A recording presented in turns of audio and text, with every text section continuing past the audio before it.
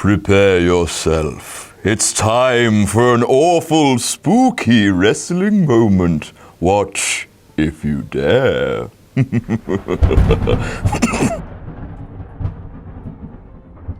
Abdullah the Butcher wasn't a real butcher. Instead, he was a hardcore wrestler whose repeated forays into the worlds of the deathmatch left him with a forehead looking like a ploughed field, or like Wolverine had bloody had a go at him. I mean, look at it. Look at his goddamn forehead. Now, Abdullah had survived a lot of hardcore nonsense in his career, but I think the strangest was probably that time when he was electrocuted and murdered in front of witnesses. So at Halloween Havoc 1991, because Halloween equals spooky, etc., they had the Chamber of Horrors match, the first ever and the last ever.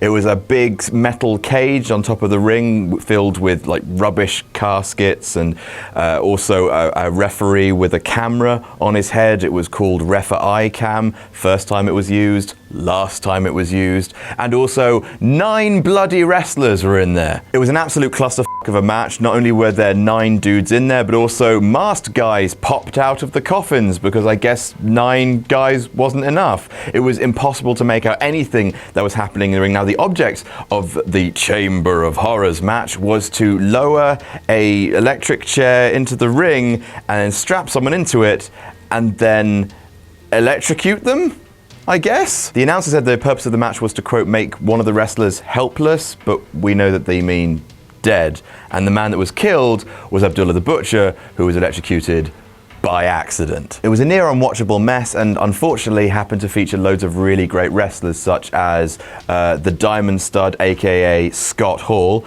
DDP, the Steiners, Vader, Cactus Jack, Abdullah the Butcher, Sting, and El Gigante, who was the tallest one and therefore the best one. That's all for now. Check back tomorrow for another awful, spooky wrestling moment.